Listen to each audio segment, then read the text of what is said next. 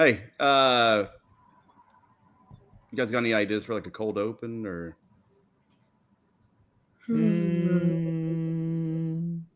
Yeah. Nah.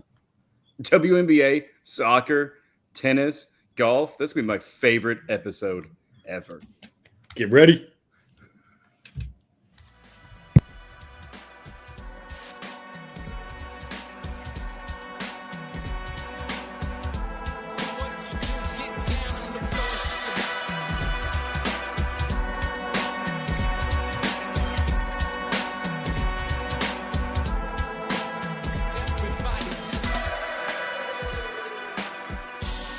What's up, everyone? Welcome back to another episode of Rev Sports Wrap It Up. I am Josh, alongside the lovely soul and my boy Tushka. The three amigos are back together on this show, just here to bring you your WNBA golf insight.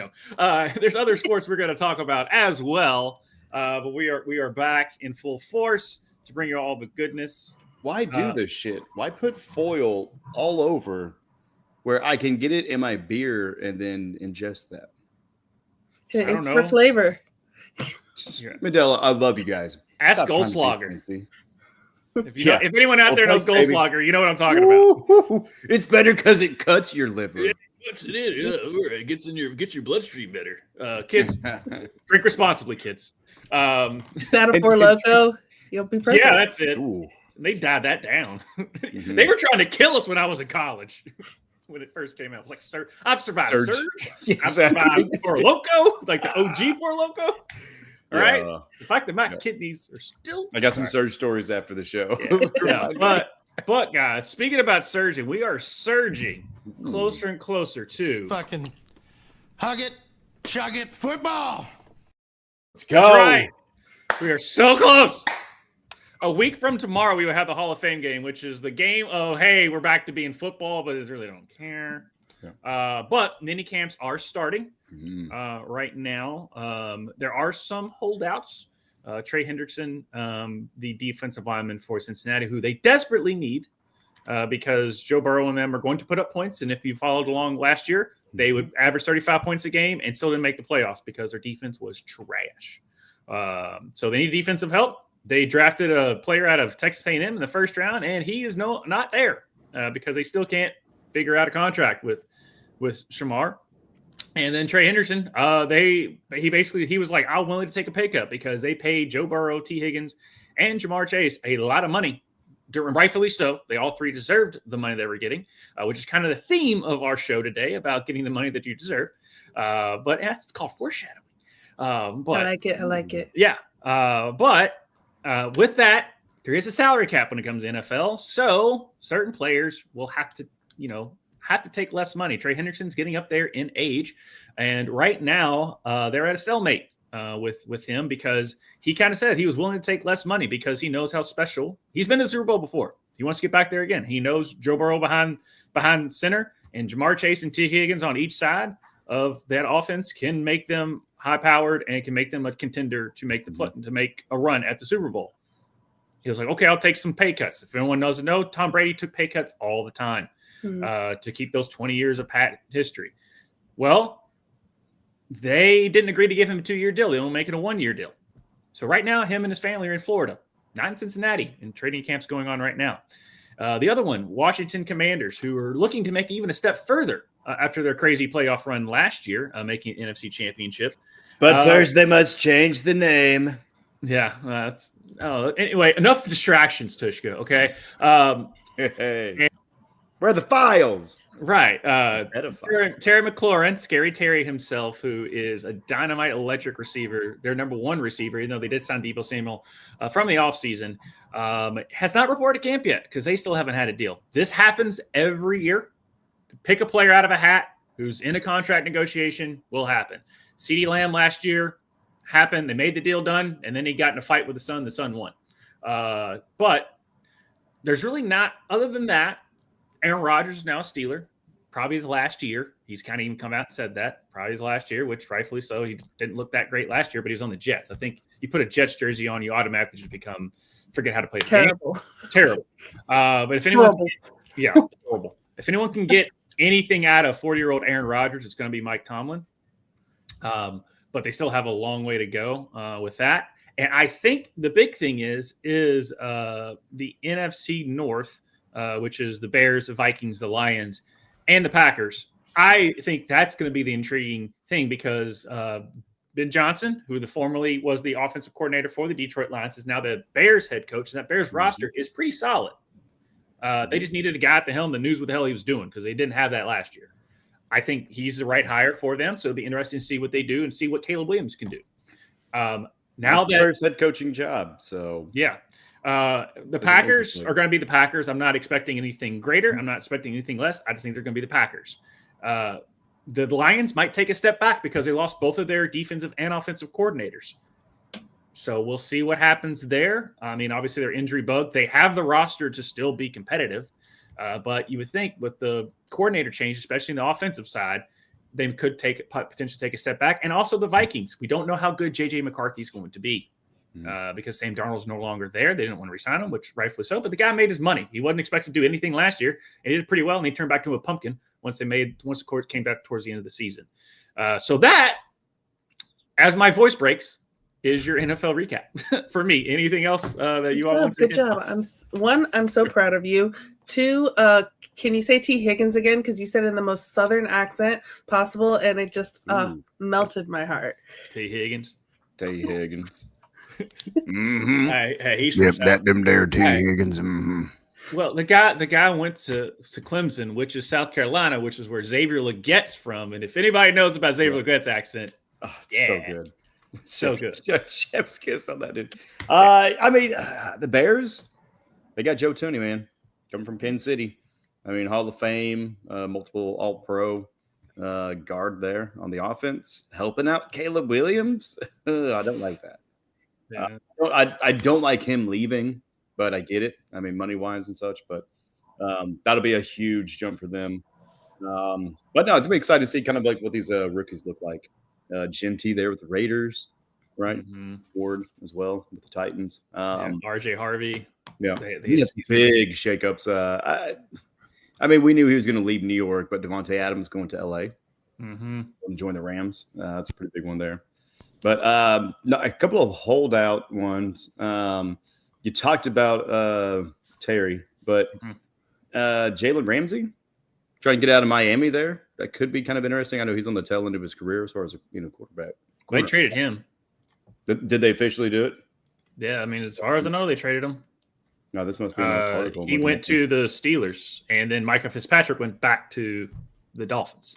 My apologies. Yeah, I'm pulling something from Fitzpatrick back. Yeah, you got Fitzpatrick. That's your boy.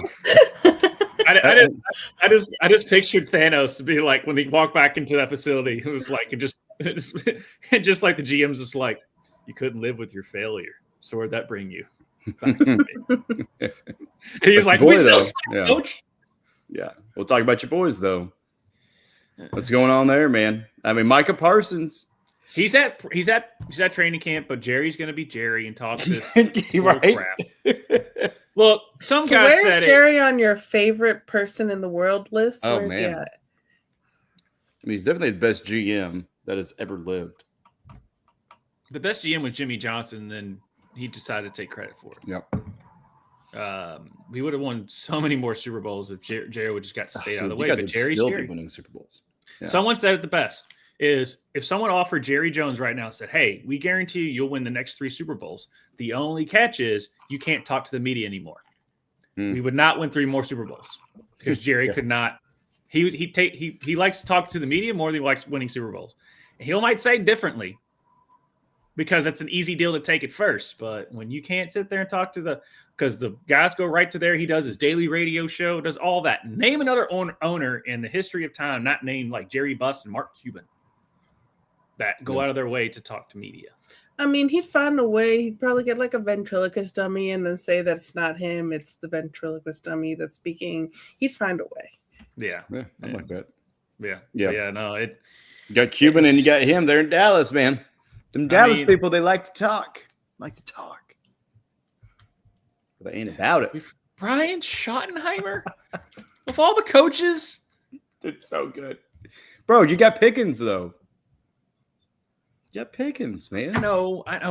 There's things to make me excited, but the fact is, it's the Dallas Cowboys, and I've seen this song and dance for 30 years. Where are you on the Cowboys fan chart? Is it your year?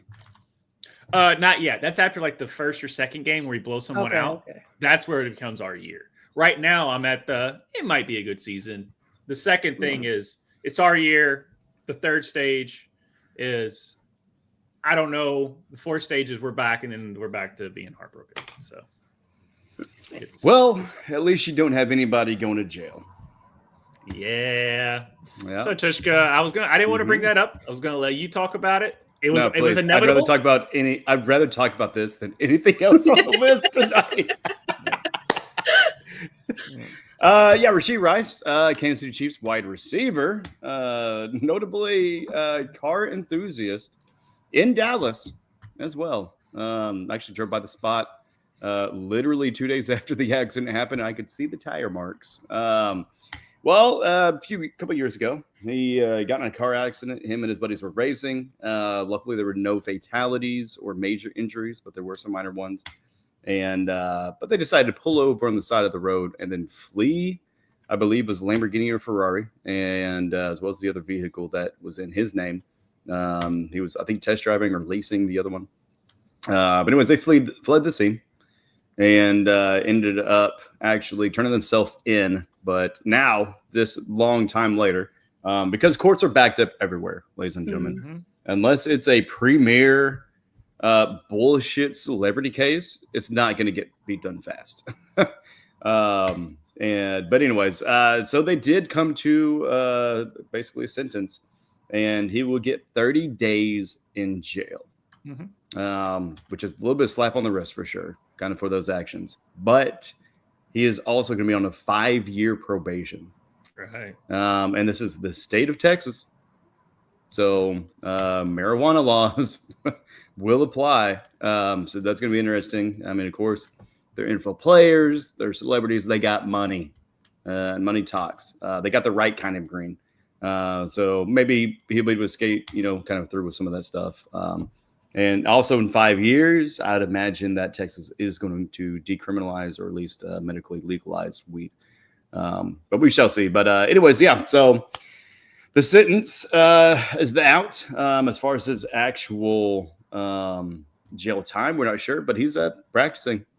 And a lot of people are kind of giving Andy Reid a little bit of flack as far as, the team should penalize him for what he's done, etc. But for Andy, he's like, we're here to win, so we're gonna be practicing. He's already got a jail sentence too. He's already gonna go to jail, and then he's definitely gonna be penalized, probably 4 to 6 games by the league. 4 or 6 is what's speculated. Yeah, and so it's like, why do we need to penalize him more? Also, it's training too. It's not like it's a game. Exactly. And even if it was a game, we need him. Like we will, if we have a Monday night game, he will be at that jail 8 a.m. in the morning. We will take him personally, because we need him.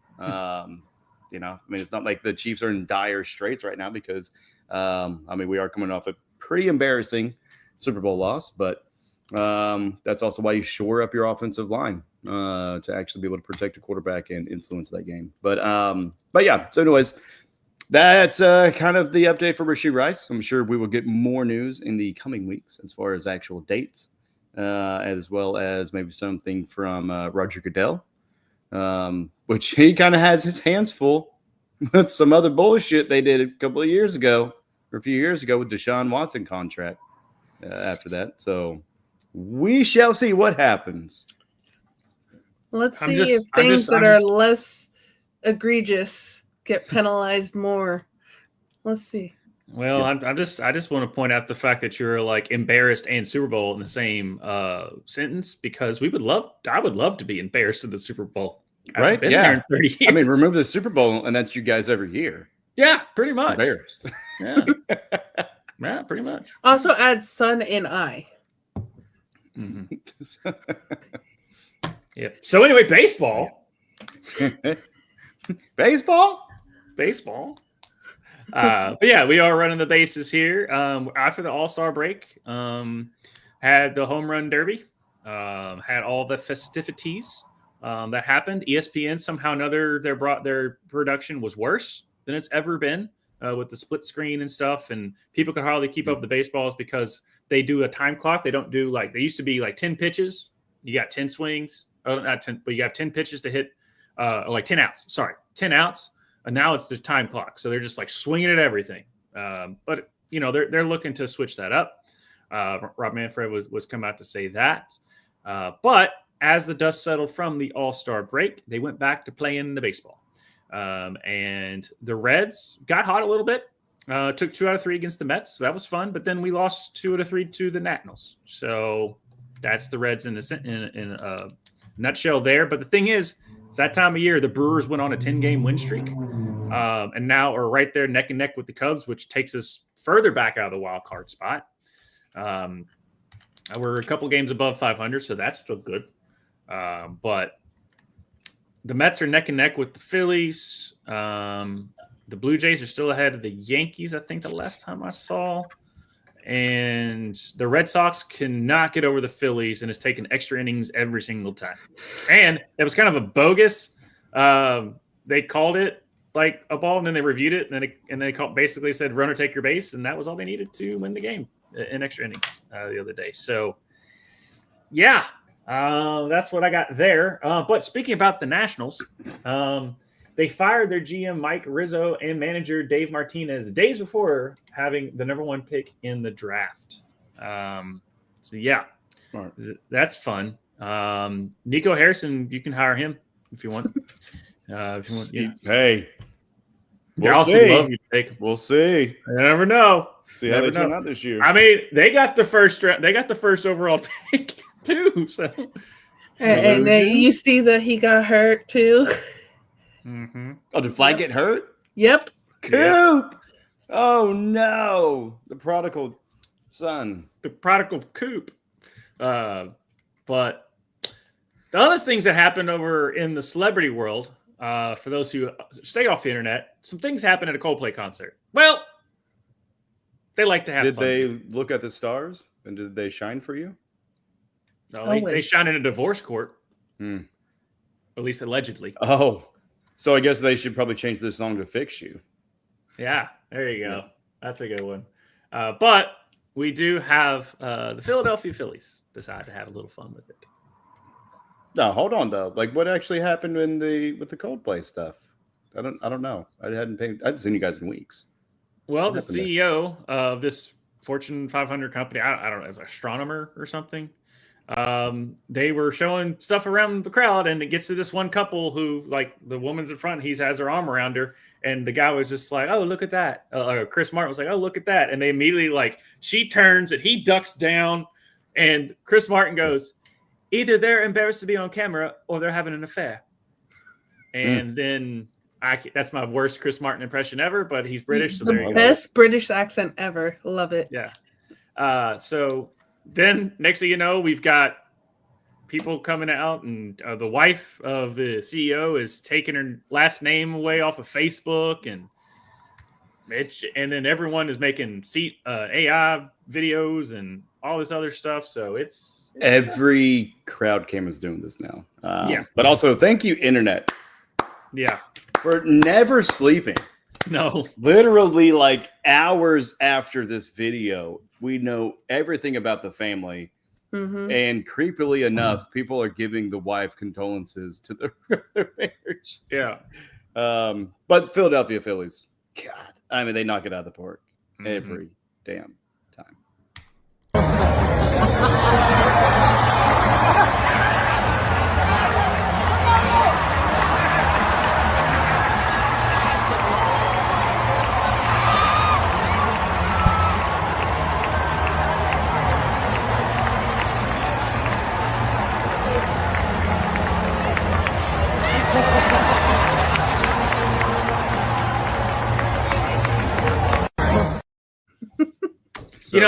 We hate the internet a lot, but sometimes with tragedy comes hilarity. So I don't know if it's tragedy. It's sad for a lot of parties involved. But HR, the head of HR.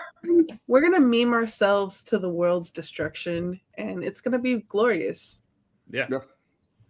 I mean, they're literally probably top 10 marital affairs in the public zeitgeist. And they're not even famous. I mean, like, yeah, exactly. Like, nobody knew what astronomer was, or that they use AI to basically try to maximize workflow. And also, it's like, to me, it's like President Clinton and Monica, and they're not that far below. Like, who else is in between? And that was pre the internet that we know it as today. Oh, that was like one of the first big scandal cases. Like, that set the bar for Johnny Depp and Heard. But I mean, you got John Lorraine Bobbitt, if you want to look that up. Take it back. Woo! The John Benet Ramsey one. Anybody got a cocktail, Winnie? Yeah. She was not happy with him, and he cannot conceive children anymore. Yeah. Also, if you want an incredible 40-minute breakdown of just public perception, the way our brains work, and also the internet in relation to that 16-second clip from the Coldplay concert, check out Josh Johnson. He does an incredible job. Oh my gosh. And also shout out to Josh Johnson getting the Daily Show desk. That was awesome. Yeah. This week. Yeah. I think he's did it tonight as well. Yep. I need to watch it. So yeah, thank you for the reminder. Yep. Yeah, that's all we got, I think, for the Philly ones. Anything else you got? Just my cousin's in town. She's a huge Braves fan. She's from Atlanta, but she now lives in Mexico. And she was like, can people in Miami stop saying how bad the Marlins are, because the Braves are below the Marlins at the moment. The Braves are bad for once. Yeah, and it is Florida. People like to shit on Florida. But I'm glad you said that, Sol, because talking about all of our teams and how they're doing, and I don't know, Hooligan, let's put out an APB for this guy, because he didn't do one this week. So this is about 13 days ago. But yeah, my Royals, man, we are sub 500. We're actually worse now. We're at 485, not 489.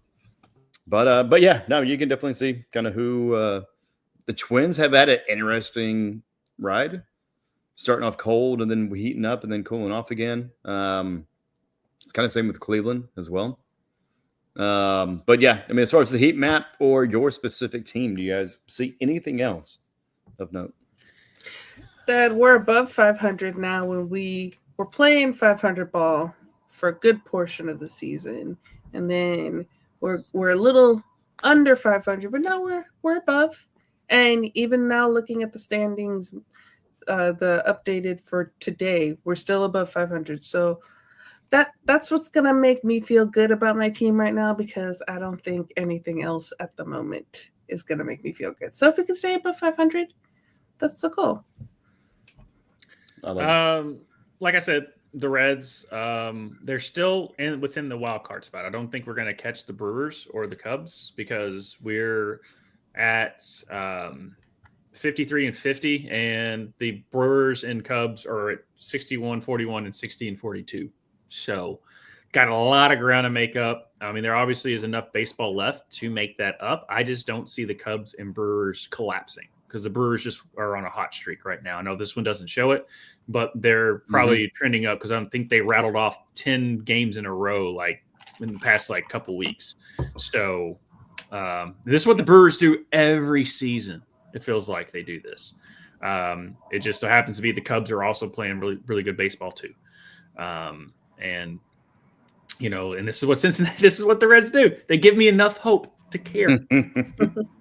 Yeah, because I mean, just in that little division, I mean, Brewers are 598, Cubs are 588, and then your Reds are 515. Yeah.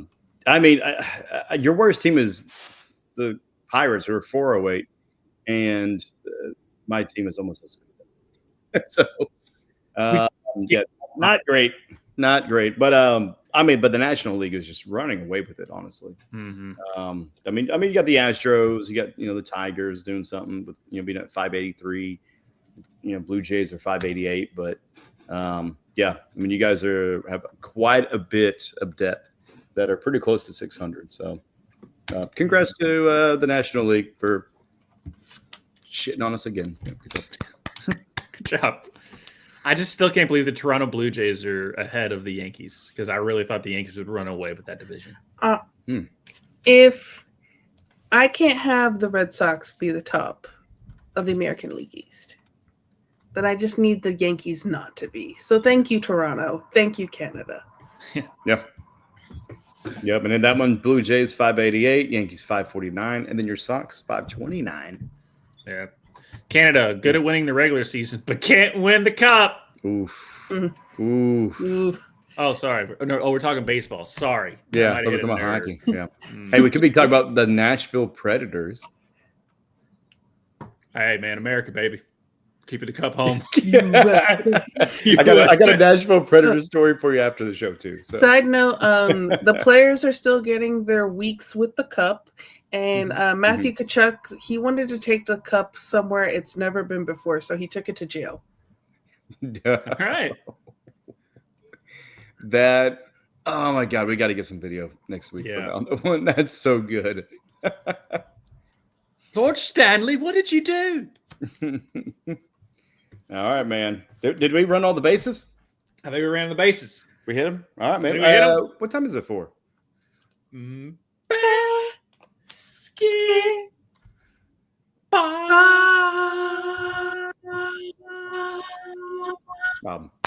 Beautiful. Yeah, we're back. Beautiful. We're back. Better than my niece's recital.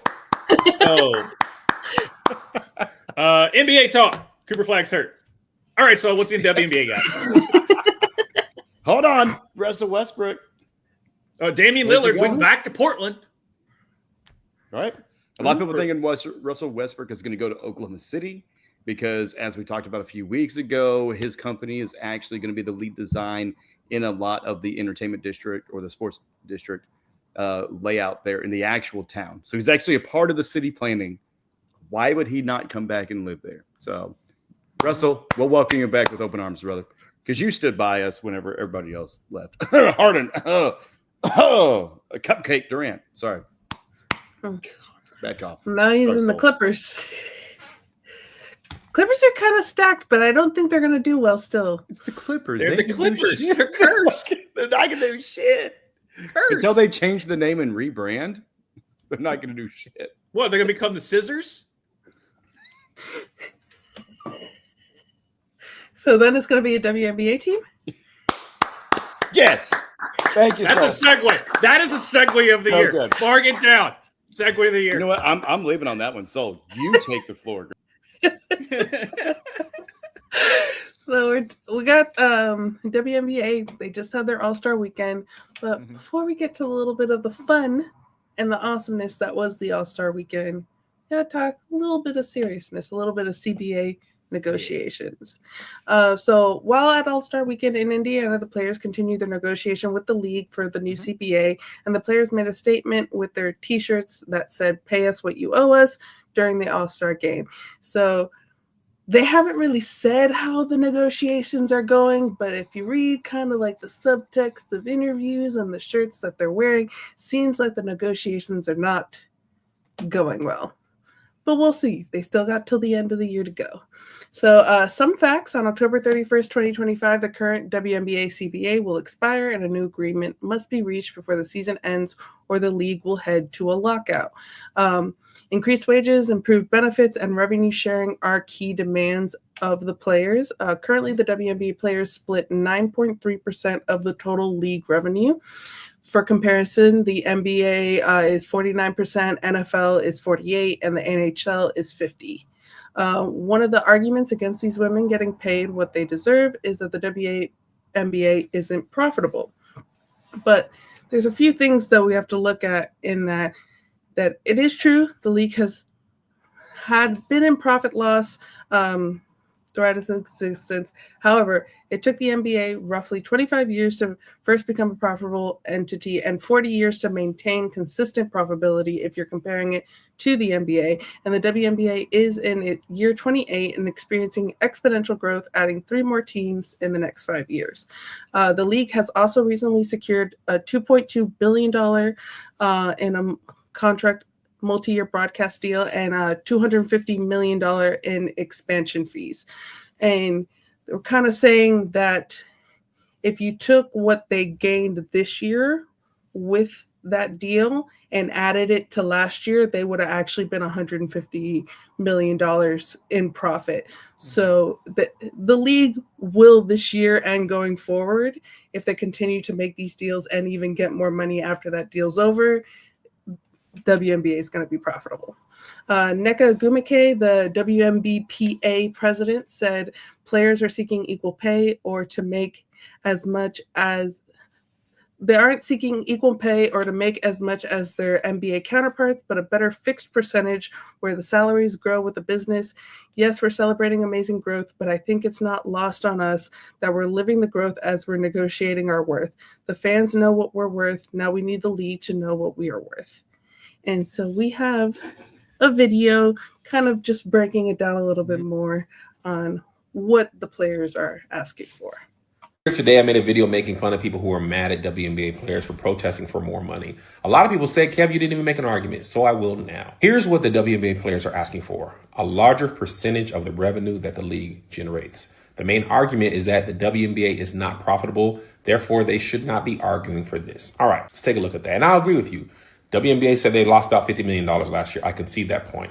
The NBA took about 25 years to become profitable, roughly 40 years to become consistently profitable. What helped the NBA attain profitability?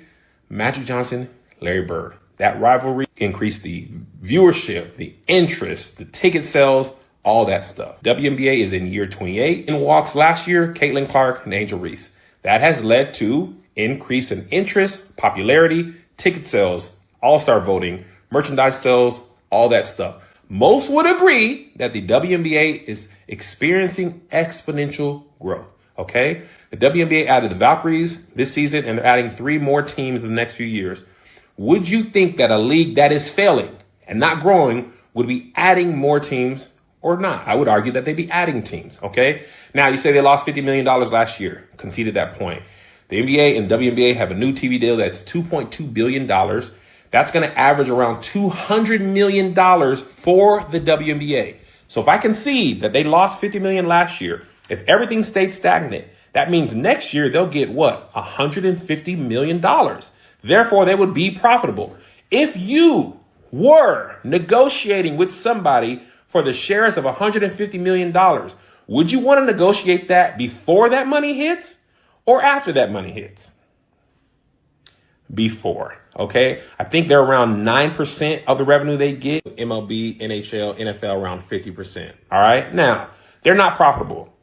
Okay, somebody said, Kev, you work for All Def. They weren't profitable. Did you ask for more money? Yes, because profit and revenue are not the same thing. You can generate a lot of revenue and not be profitable. Police departments are not profitable. Do you think police officers don't argue for more money? They do. If a movie loses money, should the actors not be paid their worth? They should.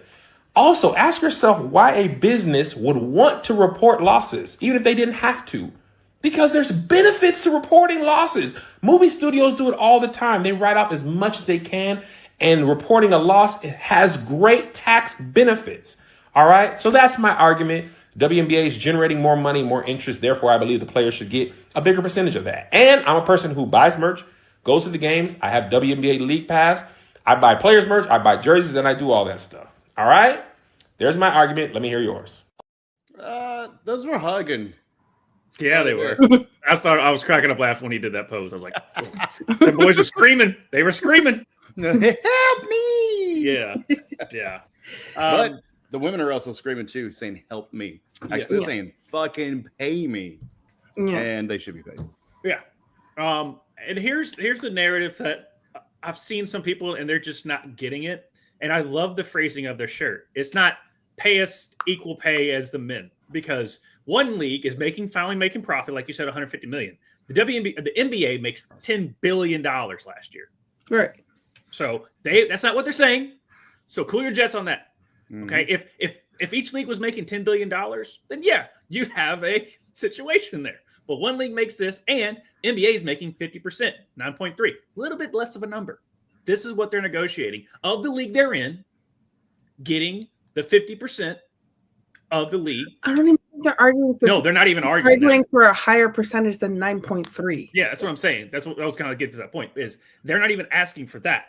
But that's people are saying, oh, they just want to get paid the same as the NBA. No, they want the league that they're in. They want the fair share, and they're only getting paid 9.3. That doesn't make sense. And they're striking when the iron is hot, like he just kind of alluded to. You wouldn't be adding expansion teams if it was a losing business. No person would be investing in the WNBA if it wasn't going to have that return on said investment. That is business 101. ROI. It's a thing that's gone on for centuries, okay, in the business world.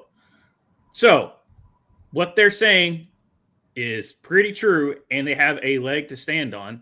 And the two legs are Angel Reese and Caitlin Clark, because when they walked into the league, everyone started to notice them on that. Maybe not Reese. I mean, she's marketable, but come on, Collier. That's how they're marketing it, dude. Collier. Just go with my narrative, okay? But anyway, that being said, but it didn't help the narrative. I have to point our girl out. She's like the LSU look. Okay, I get it. Fine. She's one of the best players we've ever seen, and one of the best rebounders we've ever seen. You want to say that? Anyway, she has triple doubles. I mean, looking at this year too, I think Angel's numbers has gone up significantly since year one, and she's playing like really well. And it's one of those things that like in a few years she can be scary. And then Caitlin has things that, but when she's shooting from distance, it's so fun to watch. And the way she passes the ball and has that court vision is incredible. But there's things that Caitlin does not do well yet.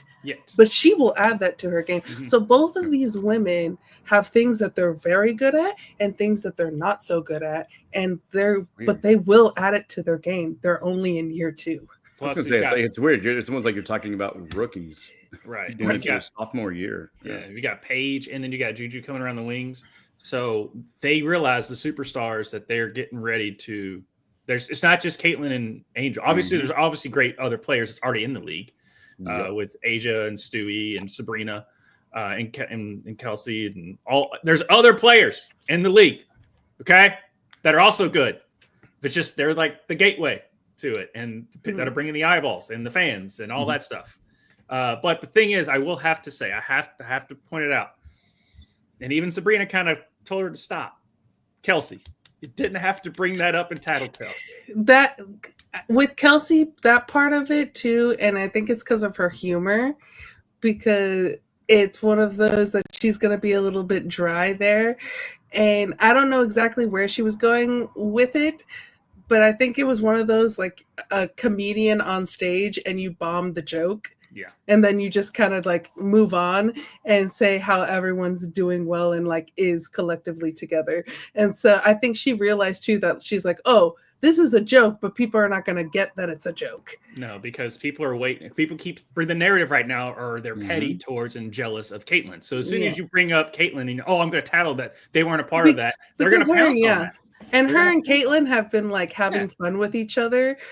Her and Caitlin like each other a lot, but they're those type of friends that will make fun of each other, both to their face and online. So they've been doing back and forth with each other online in like a fun way, not in a malice way.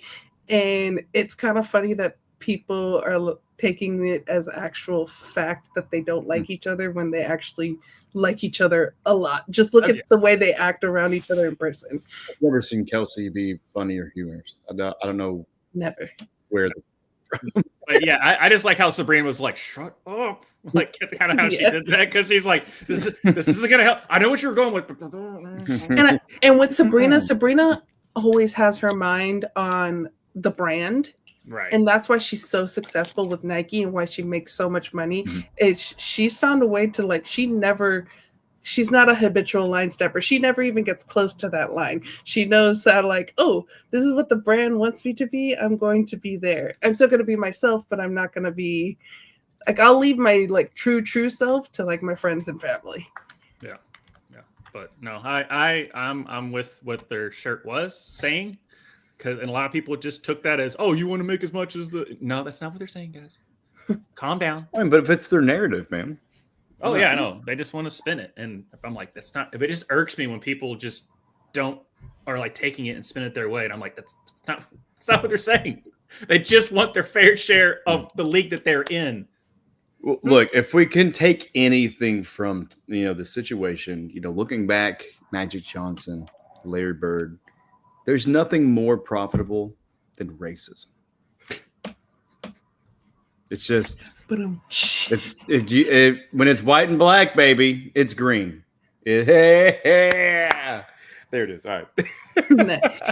And I will say it was nice to see. I'm back, guys. I'm back. It was nice to see the loud chants of "pay them" by the fans when Kathy was presenting the MVP trophy to Nafisa Color. And then also it was very funny because I paid for WNBA League Pass, and so you could clearly hear the chants when you're rewatching the game on WNBA League Pass. But if you watch that portion of the trophy on YouTube, WNBA took out the "pay them" chant, so you can't hear the crowd. Yeah, I think I saw a stat. So just for comparative of like what they're being paid right now. Obviously, a lot of the rookie salaries are like $70,000 a year, which I think Caitlin is getting paid $75,000 a year. Yeah, and obviously for her 4-year contract. Caitlin's well off with all of her other other stuff. I think she makes like $28 million just from Nike alone, much less her other stuff. But on average, again, if I can remember correct, the NBA, the average salary is $40 million. The average salary in WNBA is $114,000. Yeah. So, yeah, and they're turning a profit, guys. They're turning a profit. Big difference. Oh yeah. Strike with iron's hot. You negotiate the contract on your second year 2-year contract. So that's when you go negotiate. You don't do it in the last year. But let's get to the actual fun of the weekend. First off, Stud Buds, which is Courtney William and Natisha Heidemann. They took over the weekend. They did a 72-hour stream, and then Courtney had to play in the All-Star game on no sleep. They were up for 72 hours, and they were live on Twitch, but you can follow them on Instagram. There is stuff all over the internet of parts of that stream. Go watch it. It's so funny. WNBA front office, find some way to put them with the marketing, because they are marketing the league way better than you have ever marketed the league. And so the Minnesota Lynx, we know that they know how to party. And with that, Team Collier, who is also on the Minnesota, they were jokingly calling themselves Team Hangover because they were partying. They were partying hard. And then they played Hungover and they won. And people are like, I should have known to pick them, because it's always the women that can get fucking drunk as hell and the next day like go to work and do everything and have their life together, even though last night they were on the floor. So yeah, definitely a lot of content. Go check that out. For the skills challenge in the 3-point contest, New York Liberty took over. Natasha Cloud winning skills challenge. Sabrina Ionescu, she won her second 3-point contest and is now only the second player to have won multiple 3-point contests in the W, joining Allie Quigley. Allie Quigley, she won 4. And then Sabrina, she promised to share half her winnings with Sonia Citron, who was also in the 3-point contest with Sab, saying it's really nerve-wracking to participate your rookie year, and she wanted to share her winnings with the Rook.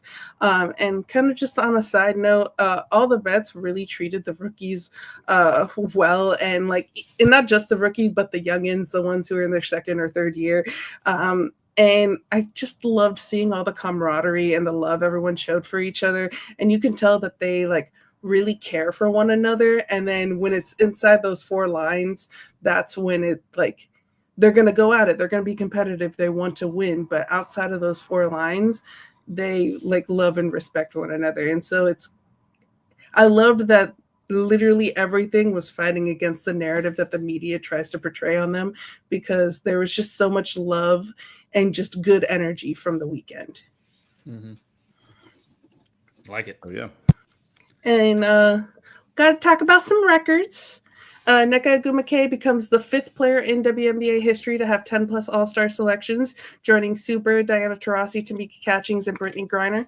A good list to be in. Nafisa Collier overtakes Arike Ogunbowale as having the most points in an All-Star game with 36. Arike had 34 last year. There is a caveat. There was 4-pointers added this year. We'll get into that a little later. Asterisks. Skylar Diggins, she gets the first ever triple-double in a WNBA All-Star history with 11 points, 11 rebounds, and 15 assists. She also passes Sue Bird with the most assists in a WNBA All-Star game. With previous holder Sue Bird, she had 11. So pass Sue Bird for assists. Got it. Yeah. Got it. And then she got this other record. She's probably not going to tout and speak that much about this record, but she got the first ever shot clock violation in an All-Star game. So congratulations, Skylar. That takes skill in an All-Star game. Right. History is history. Right. But to the game, Team Collier beat Team Clark 151 to 131. There were some rule changes this All-Star, so the 4-point short shot was added. 4 circles, 28 feet from the rim. Any 4-point shot, AT&T donated money to the charity of the shooter's choice, which definitely incentivized shooting from the distance. And Coach Clark, because people were jokingly calling her the coach, because she was even writing up plays on the sideline because she was hurt, told everyone she wanted to see a bunch of 4-point shots. And Asia was telling Sabrina, 4 points only. I don't want to see you in the paint. Yeah. You're not allowed in the paint. Get on the AT&T sign. Yeah, then, I like how they brought up the 4-point shot, and then Caitlin was hurt. So, like the person you put those AT&T shots in there for Caitlin Clark, and she couldn't play. Yeah. Hey, but there was a lot of 4-point shots in this game. Automatic points added to the score for free throws until the last 2 minutes of the game. I really enjoyed this. Free throws can kind of stop the flow a little bit, so making it to where the last 2 minutes of the game, okay, you're going to take the free throws, but before that, automatically adding them, I enjoyed that. And then they subbed like hockey. They literally were just running off, and that was fun to watch. I would not add it to a regular season game, but it was fun to watch in an All-Star game. But we got some of my favorite moments. So the first person to ever shoot a 4-point shot in the WNBA was Paige Beckers. Let's watch. I think the posts are even more into it. I saw Aaliyah Boston nailing those 4-pointers in warm-ups. How about Paige? Oh, yeah! So Paige goes down in the history books. History is history, right? Mm-hmm. We then got 4-pointers from the usual suspects: Sabrina Ionescu, Kayla McBride, Alicia Gray. And then we also got from someone not known for her distance shootings, but has quietly been the best player in the W this year, and that's Nafisa Collier. So she was adding that to her game. She wanted that money for her charity. She's like, I'm a drain these 4s. And then we're gonna have a lot of videos of this one player that this man over here loves, because she was so fun this All-Star game. Kelsey Plum, let's watch her Euro step in. Euro step. Get ahead, McBride. Plum, Euro, stop, and lays it in. Hey, allow it. Who counts? Who's counting that? We've got a 4-point shot. Why not a 3-step Euro? It was a gather shot or gathering step. Oh, don't get me started. Can we go to the next clip before it gets me? The gather step is the dumbest rule in known to man. It's a freaking walk. Yeah, I'm not gonna hate on that. I'm not gonna argue with you because I'm with you. And that was a walk. But hey, it's also All-Star weekend. Speaking of Plum, she just decided she was gonna make a play off of her opponent's back. Let's watch. For Kelsey Plum, Alicia Gray, Skylar Diggins, and Nneka out there For Team Collier, what a play there. Stewart lays it in. Some Yeah, nice look at that passing there, teamwork. too. Dude, she's so dope. And we don't have a video for this, but one cool part, Stewie, she handed the ball to Ryan Howard, who was in the corner, because she was sitting on the bench. And so like Ryan Howard stood up and she handed the ball to her to shoot a 3, because Ryan Howard got injured right before the game. And so wasn't able to play, and she's like, I want you to have a part of the game, so let me hand you the ball. That's not the first time she did it in this game either. We're going to talk about it a little later, but that was like a nice moment of like, here's the ball, my friend. And unfortunately the refs were like, nope, that's an extra player on the field. Just let it happen. It's the all-star game. Like, come on.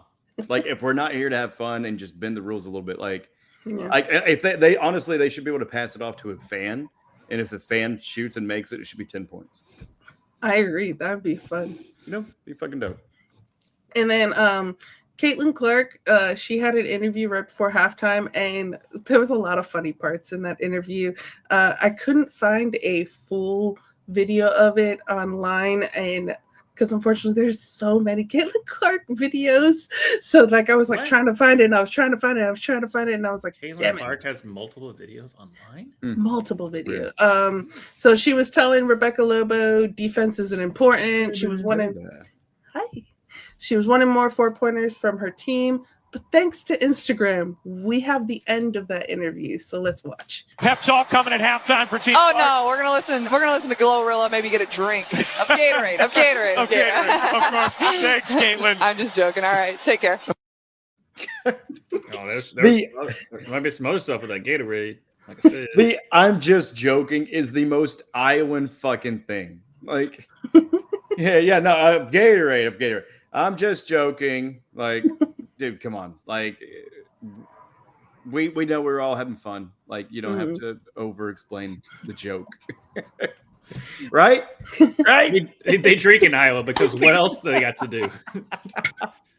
Yeah, there was even I forget if it was the skills challenge or no, it was a 3-point because Lexi Hall was in the 3-point contest. Like right before Lexi Hall went on, because Caitlin had a drink in her hand and she passed it over to Lexi, and Lexi took a sip before starting her. It's probably vodka and Gatorade, man. Old high school trick right there. Yep. Hydrate while you dehydrate. Electrolytes. Yeah. Sorry there. And then we do have some more of Plum. We have Plum's halftime interview, which is pretty great. We're switching the height order. I like that. Okay, Kelsey, you're out here balling. You always want to hustle. They were telling us that you and your family are playing Uno competitively at like all-star parties. Where does this competitive piece come from? We've already got 14. Oh, no, I'm just playing hard. We want to blow them out. We're a lot better than them. I hate to say it. We got Studbud, Team Studbud, you know what I'm saying? So we're just having fun with it. Okay, tell me what you're trying to get out of this All-Star experience. You've been rocking the whole city. Oh, yeah. I mean, I've been getting exactly what I want. Believe it. Studbuds, we in the building, baby. Believe it. Okay, Glorilla is a friend of yours. She's getting ready to come out and perform. Did she consult you on what the halftime show needs to represent for the W? Yeah, I'm happy to be able to mix basketball and culture. I mean, she's coming in and she's performing. A lot of these women know her. And just mixing that. We have fans outside of basketball, and mixing rap culture is really important, too. All right, have fun, ladies. Good job in the first half. Thank you. Thank you, We in the building, baby. It's hard for the low volume. That's a soundbite. That's a soundbite I've ever heard. So good. Just think, 72 hours of no sleep and a lot of alcohol. Yeah. And she still played really well, too. So. Brought to you by Blue Chew. Yeah, right? And then Raid Shadow Lift. We got some more Plum. Plum's interview in the third quarter. We broke this up into 2 little videos here, so let's watch It's such a long video, too. I know. And it's so enjoyable. How much fun is it just this weekend being around all your peers and getting to spend time with players that obviously during the season you don't get this kind of time with? I think that's the best part about our league. We just really have a bond, kind of a sisterhood, and I think you can see it on the court. interactions, relationships, different people, and it's been really cool. Just really enjoying my team, but obviously Team Clark as well. We've joked it's Team Fee, but it's also Team Stud Bud. And it was so funny. I was talking to Court, and I was trying to tell my mom that it's a 72-hour straight live stream, and she just was not understanding what that meant. She was like, "What happens when they sleep?" I was like, "Mom, I don't think they do." And I asked Court, I was like, "Is that the straightest thing you've ever done?" She said, Oh, my Well played. Well played. And for those who don't know, Stud Buds is the show with Natisa Heinerman and Courtney Williams, who have been on a live stream for 72 straight hours. Kelsey, how about everybody talks about the competitive nature of you and Skylar. Does it feel like you two lefties are the two most competitive players on the floor in a game like this? That's so interesting because Sky definitely said that before the game. Like, we're playing D. So I don't disagree with that. I mean, that's one of the reasons I love her. She's a true competitor. And I'm sure as the game gets further along, you'll start to see people get a little bit deeper in. If Clark chips away. So we'll see. I was going to say, when is that, you think, going to happen? I didn't mean to talk trash to Holly on the broadcast and say we were so much better, but I accidentally did say that. It just kind of comes out for you. It's a natural thing, right, Kelsey? You are who you are, It's just the truth. How about for you? Should have said that. Okay. You are who you are. And then the Uno comes back. Let's watch. Well, hold on. Did you guys see down low, about like 3/4 of the way in the video, like someone had Brianna Stewart in almost like an arm like a full Nelson or something? Yeah, full Nelson. Think who's the best Uno player in your family? Oh, I mean, they're here, so they can't hear this. So you can be honest. They can be honest? Yeah. My sister Lauren is a killer. Okay. And we have a celebration when you win. Do you want to show us that celebration? Yeah, it's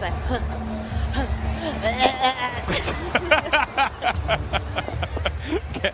Kelsey, terrific stuff. We appreciate the time.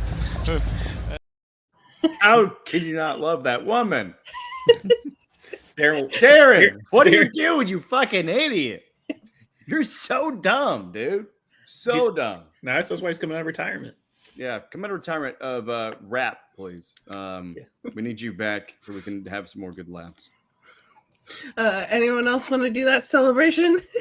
Ha, ha, ha. Got you, girl. Kelsey, we know you watch this. We know. And then we talked about it earlier, but Skylar and Fee breaking the assistant point record at the same time. Let's watch that. Can Diggins break the record? Page, by the way, with 8 assists. Collier, you bet! There's the record 12th assist for Skylar, and there's the record point total for Nafisa Collier. 2 records fall in one shot there. Yeah. Congratulations, girls. She's going to pass. And in the fourth quarter, Paige was getting interviewed, and she was asked, what would Gino Auriemma say about the defending? So let's watch. Dang! Nope, that was out of order. Sorry. Where is that one? Oh, did I? No, I went extra, so I actually messed up there. Oh, sorry. No, you're good. You're good. Number 12. Skylar did get mad at Courtney Williams for getting a rebound when she was 1 away from her triple-double. She did end up getting her triple-W, but let's watch her reaction to Courtney. Dang!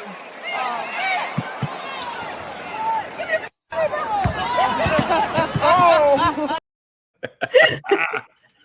The phone ball. Hey, she wanted that triple-double, baby. Right. Mm-hmm. Now to Paige. That was my fault, guys. Paige interview in the fourth quarter. What do you think Coach Auriemma would say about the defense being played in this game? Just complete awful. disturbing demonstration of basketball on both ends of the floor. Actually, we're making a lot of shots, but it's probably because our defense is trash. So good stuff. Dude. An all-star So game with brutally defense? honest. No. Why?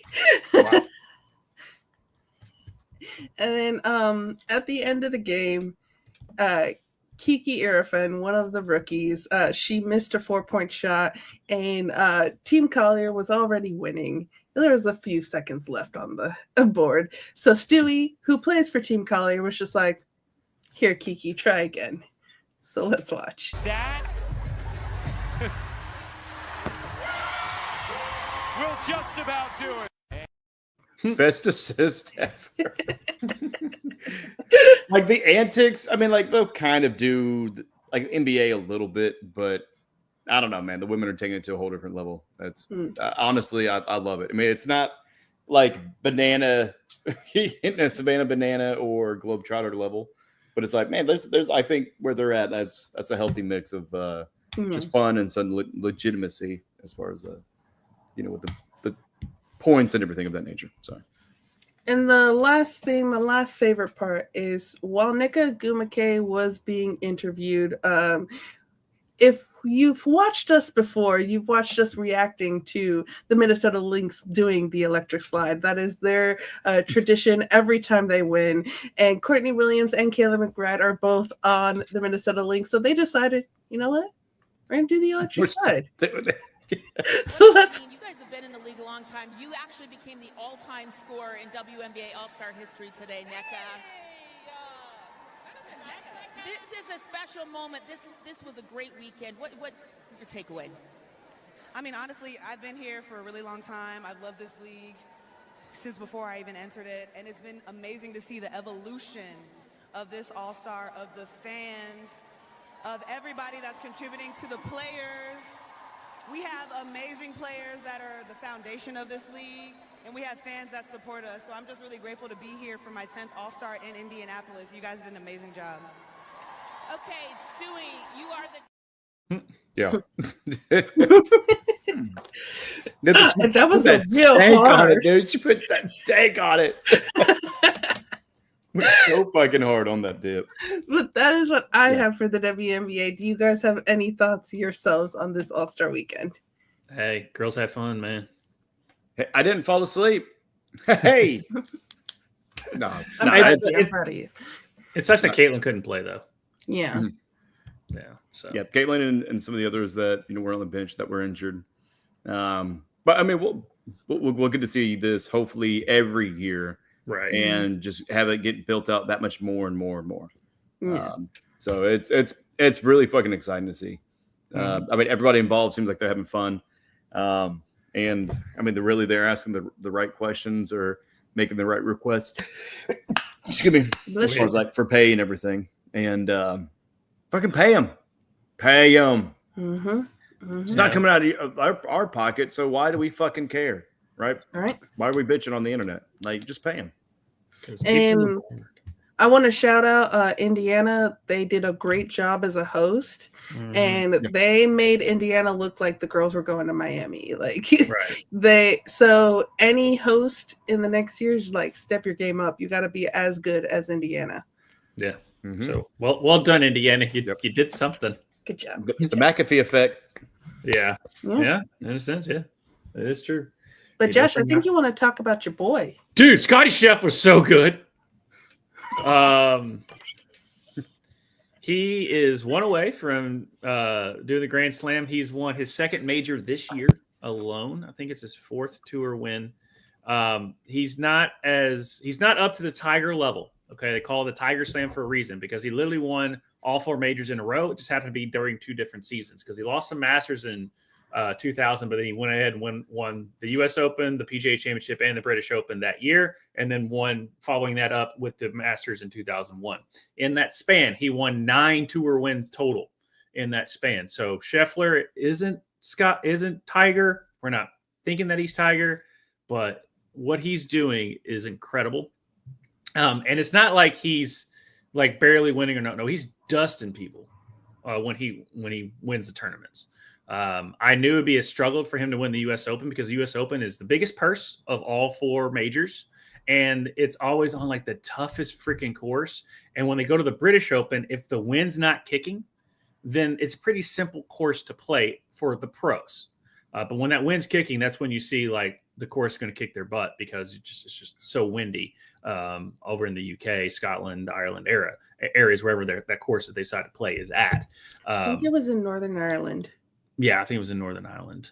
Was where this course was. But 17 under typically is not a British Open win. You're talking like 5-6 under maybe is where they're at. And obviously the U.S. Open, I knew that course was going to kick the crap out of, and I think 1 under won the tournament. But Scotty is on a remarkable run, historic. That's kind of a theme of this. History is history. History is history. And he hasn't done anything historical as far as like records. But he is doing something that's should be noted for compared to no other golfer. I don't know where I slipped up there. The golfer, little brown furry thing. Hey, I like golfers. All right, golfers. Yeah. I feel like I'm a golfer because I'm not that good at golf. Yeah. What's your handicap, golfer? A lot. Yeah. Mental. But yeah, it's incredible what Scotty's doing. And all eyes are going to be on the U.S. Open next year because he would become the 7th golfer to do the Grand Slam in history. There's your history for you. Good job, Scotty. Good job, Scotty. You just love a comeback story of him being arrested at ball. Good job, Louisville PD.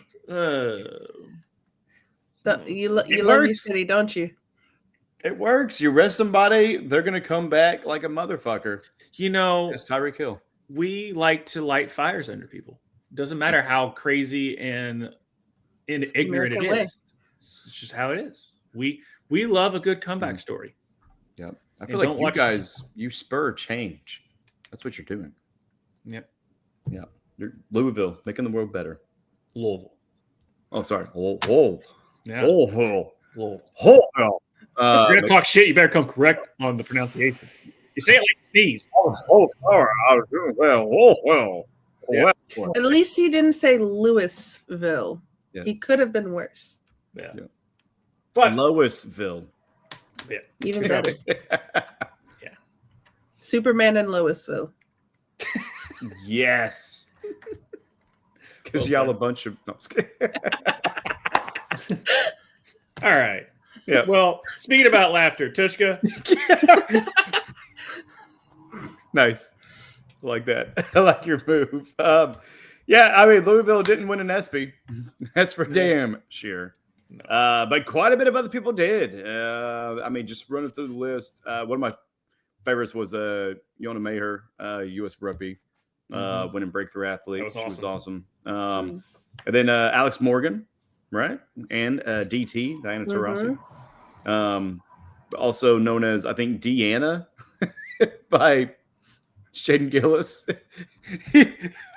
I should have clipped that part out. I forgot about it.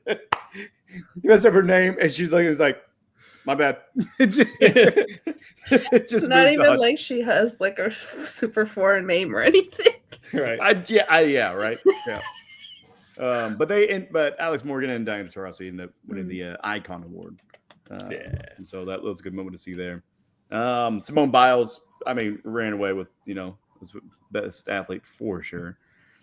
Yeah, I mean, there's the Oscar Robertson part was great to see, especially Russell Westbrook being the one to give it to him, because a lot of people compare him, especially stats and history wise, kind of to him, and so that was really cool to see.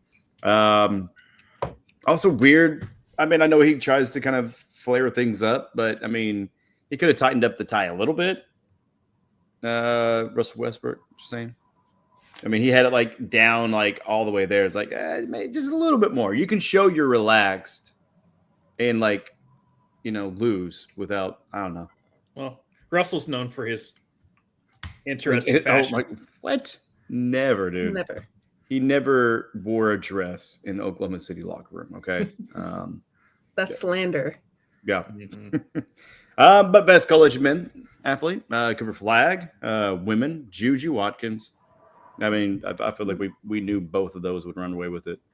WNBA player Caitlin Clark, to which actually Shane had a pretty good joke about. Caitlin Clark, she and I have a lot in common. We're both whites from the Midwest who have nailed a bunch of threes.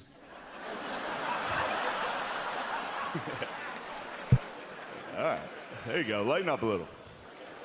I don't know if that played properly. I think I had a little bit of lag on my end. No, I heard it. Yeah, okay. But yeah, nailing a bunch of threes. Yeah, What'd you like such great depth. Pat McAfee liked it. Yeah. What'd you like about SGA's here? Everyone around him is now in foul trouble. In foul trouble. Yeah, that was good. But I mean, kind of speaking to Shane, Shane Gillis was the host. Viewership was a little bit down this year, but I believe trajectory wise, it's been going down every year. So, I mean, it's an award show. A lot of people don't like all award shows are going down. Yeah. You can watch the awards you care about on YouTube. Right. Yeah. And especially whenever, I mean, we kind of feel like it's a little bit of a rigged system anyways, where it's everybody just patting themselves on the back, like the Oscars, Emmys, everything of that nature. It's like, even, Grammys for sure. It's just like, all right, like, what are we doing here? Are we really giving it out to the best one, or we just placating basically, or just, kind of placating the political stuff. Yeah. As far as like, and like the wrong person wins because the other person politicked their way to winning the award. That's what I mean. Not the other political stuff.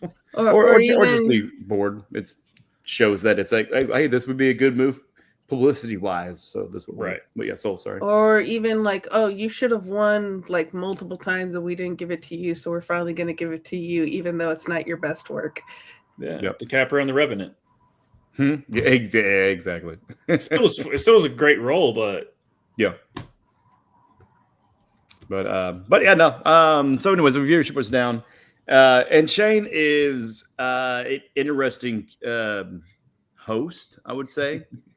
Because he's pretty he's brutal, but he's also just like he just comments no matter what. I mean, it's not like Billy Crystal, where it's just collective and right on, and I mean, it's all about the timing. Like his is just like, yeah, like we're hanging on. I'm talking to you. Like I do both hands on the mic,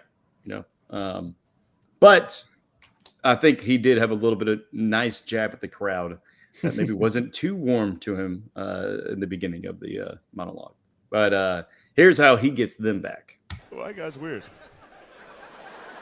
4-time WNBA All-Star Brittany Hicks is here. Give it up for Brittany, everybody. I'm joking around. That's my friend's wife. I knew none of you knew WNBA players. That's crazy. You clap for that. It's crazy you clap for that. That was so funny and so disappointing at the same time.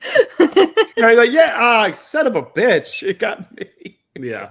He was like, yeah. And he was like, that's not an WNBA player. Congratulations. You look like an idiot. Oh man. But yeah, I mean it was a pretty good award show. They did have one skit, so definitely check it out. That was hilarious. The tush push. I feel like they should just do more of that, honestly. Drewski was hilarious in it because, like, the way he turns, he's like, no, I don't do that. So, yeah, dude, what's going on? Drewski probably had the moment of the night where he went up to present an award and forgot the envelope at his chair. And so he's doing his da-da-da. He's like, oh, sorry, guys. I left the envelope. He's like, can somebody run it to me? He's like, we're live. I don't know. I thought it was, I mean, you can look at these things and say, oh, it's unprofessional. It's not polished. Man, to me, like, I just feel like that's when it's real. It's real. Yeah. And it was fun. So, yeah, I mean, I it's think, human. Yeah. Yeah. But I think like this kind of more lax style is pretty good. I know in a podcast, Shane talked about it's going to be weird walking on stage. Like, because he's like, he he's on stage, but it's not like there's like a big long walk and intro and such. So I don't know. Who knows? Maybe in the future we'll see some of this get scaled back to where maybe it's not as grandiose as a budget, and it's more of just, hey, getting a lot of the great people in the same room and them having a good time, and then us being able to basically just be on the fly on the wall. So we'll see. But yeah, that was the ESPYs. It was fun. I mean, to that point too, one of the best Oscars was actually for 2020, but in 2021, where it was very scaled back because of COVID. So they were in a much smaller place. It was much more intimate. They allowed the people who won awards, they didn't play them off. They could speak as long as they wanted to. No one really abused it either. And it was one of like the best Oscars. Like it was enjoyable to watch, and it was much more low key and intimate. And I think award shows should go more towards that. Yeah, that's why I always enjoyed the Golden Globes sometimes, because they're always just trash the whole time. Right. Especially usually the host is always typically a comedian, and they trash on the Globes at their basically roast the whole organization like the whole night. Yeah. What was it? Seth Rogen one time came out with Kate Beckinsale. She's like, "I'm Kate Beckinsale." He's like, "I'm Seth Rogen, and I am so hard right now." Just like, or something like of that nature, because he's there with Kate Beckinsale. I'm bricked up. Yeah, something like that. Yeah. But hey, at least this year nobody gets slapped. No. Yeah. That's all I got though. Yeah. So speaking about comebacks, our girl Venus Williams, one of the GOATs of all time, at 45 made her return to tennis. And in that return, Venus just became the second oldest woman to win a singles match, defeating 23-year-old Peyton Steems at the Mubadala Chidi DC Open. I think I nailed it. City, like Citibank. I almost had it. Who does SCITI, man? Whatever. I love how you were more correct on the first word, which was harder, and not on city. Yeah, because I was so happy that I got that right that I just glossed over the rest of it. Good job. Yeah. So see, this is the type of stuff the Oscars needs. Mispronunciation. I mean, technically, the La La Land and the Moonlight stuff. So I mean, they have some faux pas, but yeah. But this year was great. There's nothing wrong about the awards. Although Conan needs to host forever, and moves forward to the round of 16. And here's a little video of She Still Got It.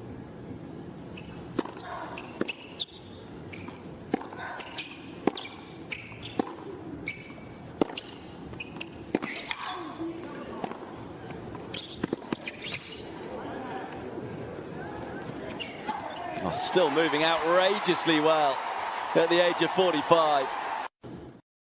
Did that look afterwards, though? Probably like, fuck this. I'm getting too old for this shit.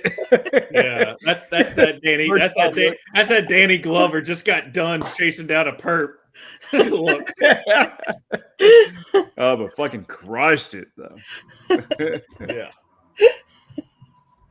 Now, the main reason she came back was because of medical insurance. We've got a little video with her talking about that. I mean, it's why anybody goes back to a job that has good health and care. The insurance, because they informed me earlier this year I'm on Cobra. So I was like, I got to get my benefits, so I started training. She's actually not lying about that, because we talked about that about 6 years ago. So you're actually telling the truth. Insurance is hard. Insurance, you guys know what it's like. And let me tell you, I'm always at the doctor. So I need this insurance. I'm always at the doctor. Yeah. She is also in the quarterfinals in women's doubles with her partner, Haley Baptiste, who is 23.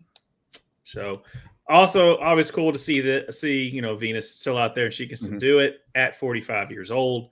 And we'd love to see, obviously, like those charity events where her and her sister kind of pair up and do the double stuff like that. Serena, I don't see her coming back anytime soon. But maybe she's dancing at the Super Bowl halftime shows.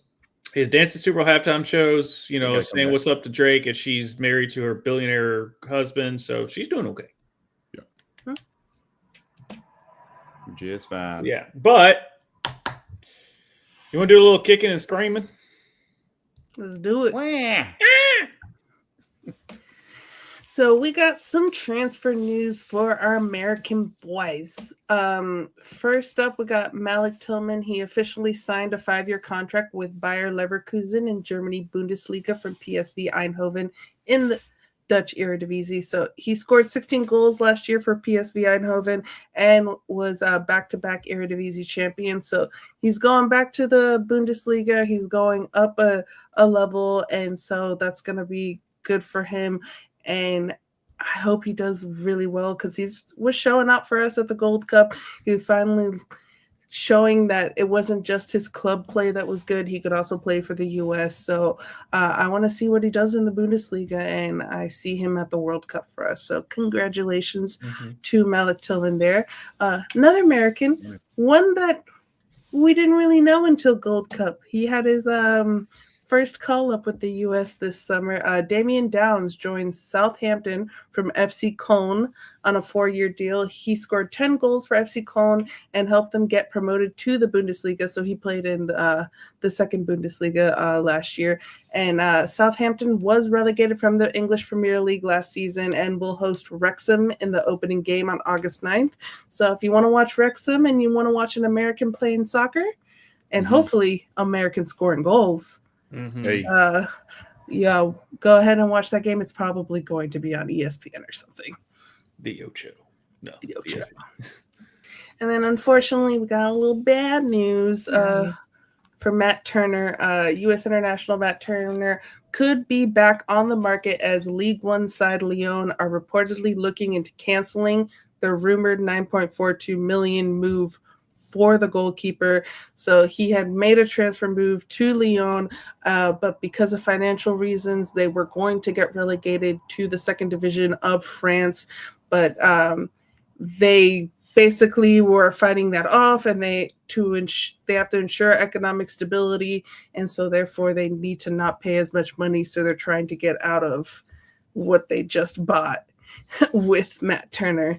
And so according to L'Équipe, which I guess is a nailed it newspaper or something in French, Lyon need to reduce their wage bill and ensure economic stability to ensure they remain in French top flight. The outlet reports owner John Textor has appointed a lawyer to revoke Turner's contract at their hearing with the National Council of the French Football Association.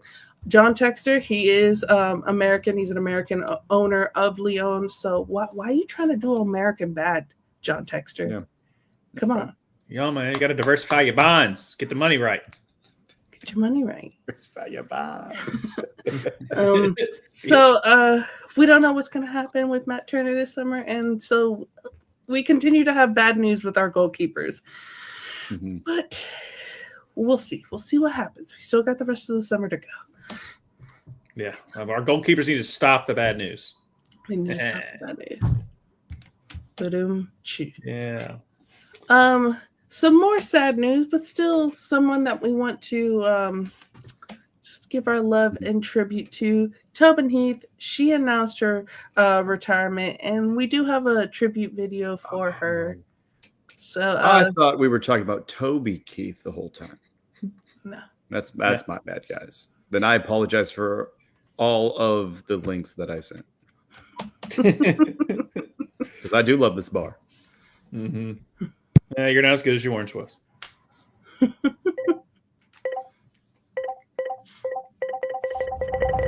Tobin.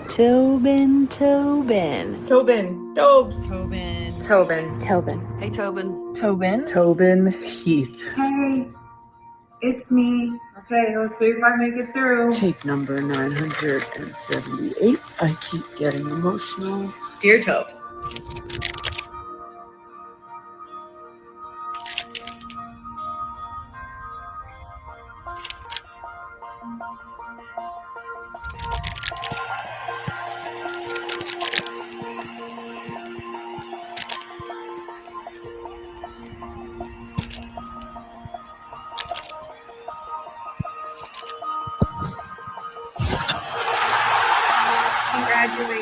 Congratulations. Congratulations. Congratulations for an amazing career. As a player, you were magical. You were always a wizard with the ball and a fierce competitor. You brought passion, energy, creativity. With every touch, every nutmeg, every daring run, you reminded us that football is both art and battle. You were an artist, buddy, and you were one of one. You've truly left the game better.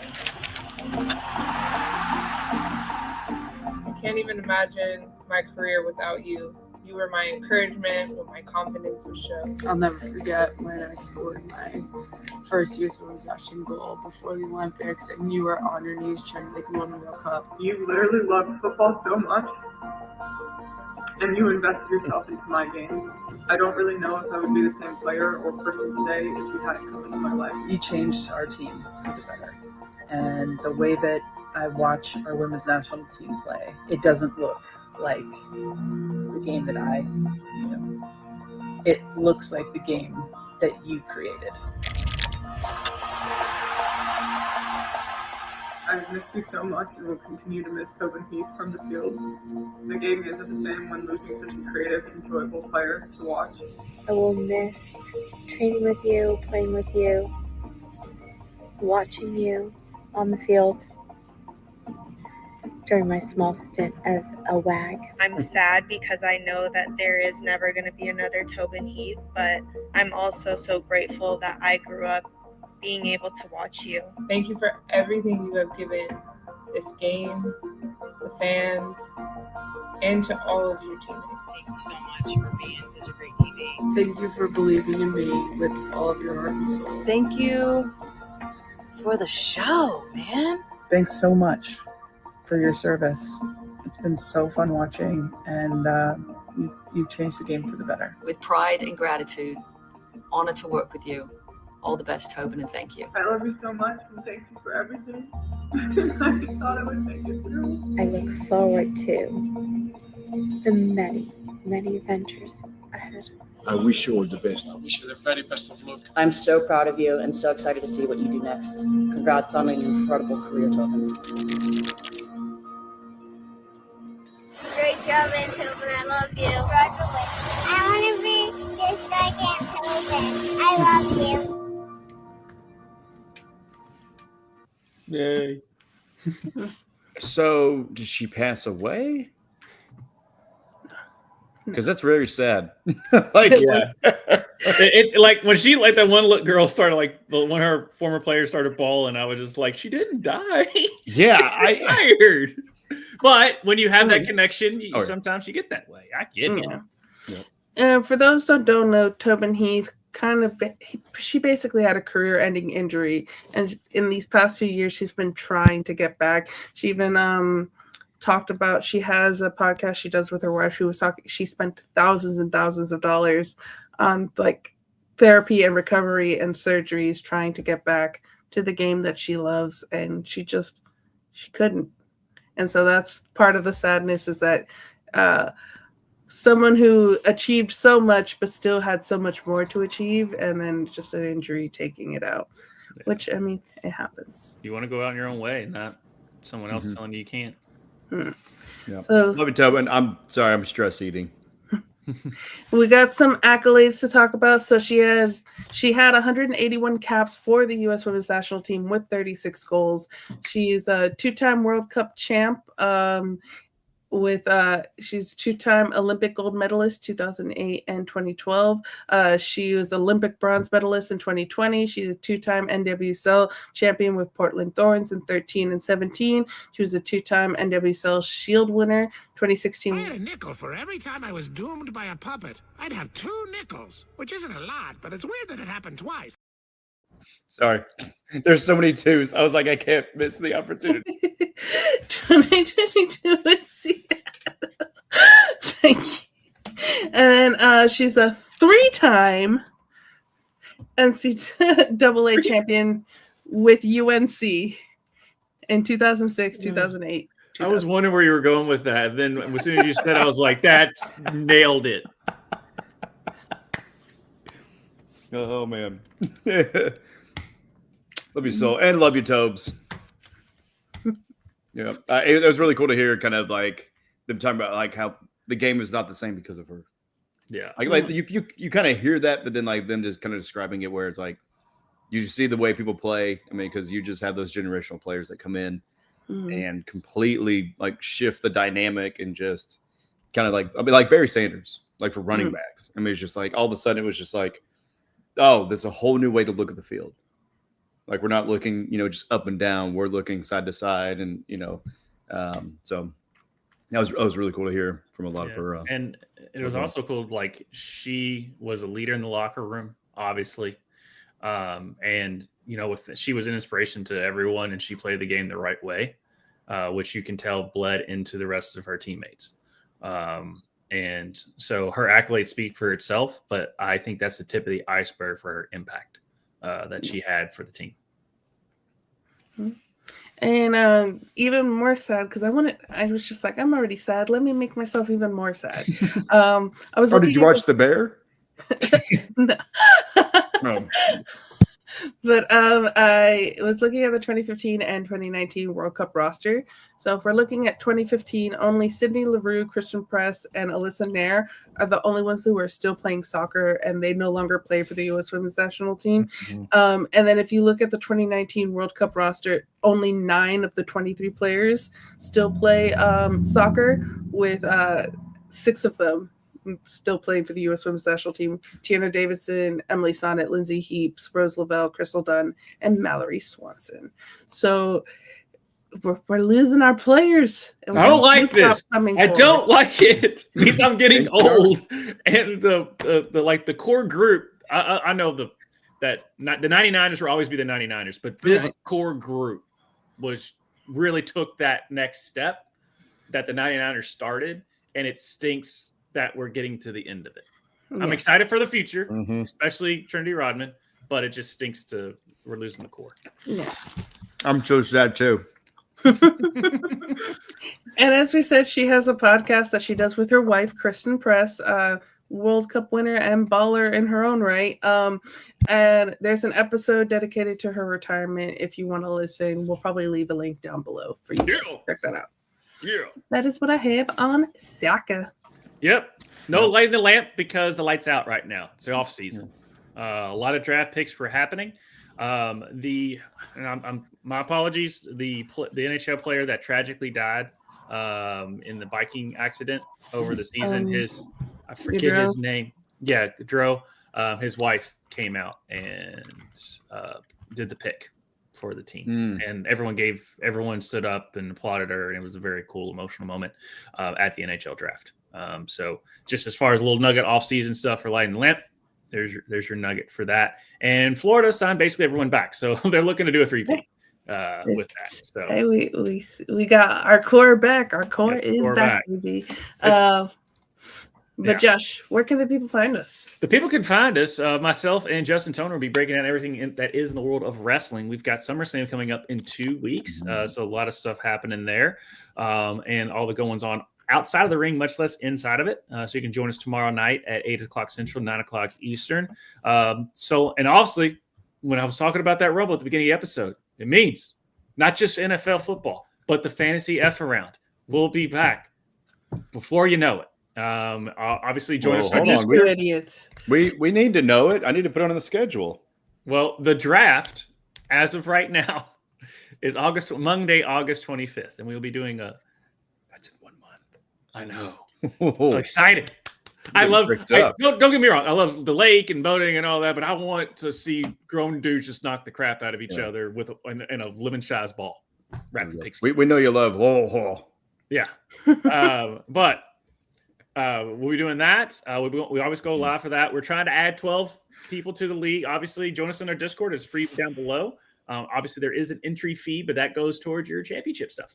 So it's not you're prize winnings and stuff like that. So, but we're trying to do 12 teams outside of 10. We're doing that. So we've got that show coming up, and then we obviously Rep Sports wrap it up every Wednesday at 9 o'clock Central, 10 o'clock Eastern, and then we've got our book. Let me pull it up because I don't have a physical copy. Was it the one about the dude, like the writer? The third rule in time traveling that slept with the teenager, or no? That's the Dragon book, and we don't do that. Oh, that's the other one. Okay. It's that one. Yeah, third rule, time travel. Don't know. And never talk about time travel? Is that one person is waiting for it? Yeah, there you go. There we go. There you go. But we'll be doing that the first Friday in August. We're doing our book club there. And again, we like to have our Discord members join us live to also discuss as after Sol and I give our reviews. We always like to have the community be involved, just not us, our three heads just talking all the time, along with Justin Toner for the Ruckus Wrestling. So that is what we got going on. Mm-hmm. Yep. Hey, how come Trinity wasn't in that video, bud? She's too busy dominating the field. She's not that good. No days off the bench. No days off for her. Not even an 8-second thank you. No days off. Hey, we got to try it. So, we got anything else, girl? I think it's time for the moment of Zen. All right. Fine. We're crossing it. Never have I ever been starstruck. I cried the first time I met Tamika Catchings. Cry is crazy. Okay, I hate to say this now because we're teammates, but when I played against Asia the first time, I was like, hi. I walked up to her and I was like, hey Candace, my name's Neka, and she was like, I know who you are. And I was like, okay, I'm sorry. Maya Moore, bro. It was my rookie season. I was next to her on the free throw line. I was like, please, I know we playing now. Can I get an autograph after? Is there a Diana Taurasi story that you have? Yeah, she literally, my rookie year, I was like so excited. She was like, Plummy, how's the fam? It was like a dead ball, and I was like, she's asking about my family? Ball gets checked in, nails me in the gut, steps on my foot, stomps it, comes off a pin down, bangs a three. Blows me a kiss. No way, bro. Never have I ever gotten a tattoo that I regret. Do you want to share or you want to keep that to yourself? Yeah, this one on my hand. Girl, yeah, I got married and divorced. We love a true table. Still trying to get it removed. Okay. Started off being like a basketball star. Hated it. No, I like all my I only have 3 and I like them. Yeah, I love my tattoos. I got a little flame here. It's my newest That's fire. I love it. One. I'm tatted for real. Never have I ever unfollowed an ex on social media. Girl, yeah. We won't get into it. She's a married woman. We have a release. It was never about how you look. how you act. Never have I ever slid into someone's DMs. Nah, I don't slide in DMs. You don't slide? I don't slide in DMs. They slide in mine. I slid into Isabel's immediately. She turned me down at first, but obviously we know how that went. Imagine Neka Ogwumike sliding your DMs you don't have to worry about that. Never have I ever made a questionable fashion choice. Which one sticks in your brain? Oh. Yeah. What's the worst? Some reason I thought I could be like the baddies that just be wearing the black tights. Yes, I have.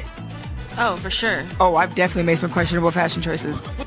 Twin, I had the nerve to have on I don't even know, a regular shirt, so you know what that looked like. That looked crazy. Yeah, I don't even know. And so there was a content creator that was like, hell no! And I was like, damn, my bad. I always been a baddie. You know that's all 5 on my fingers, right? That's all 5. I'm gone. You're the only one who's all 5 gone. And this is why we can't be together. Yeah. Love it. Bye, everyone. So good. Peace. So good. I'm talking about the fries, man. The fries are so good. You guys had these before? No. You had them? So good. You love Five Guys. Fry Guys.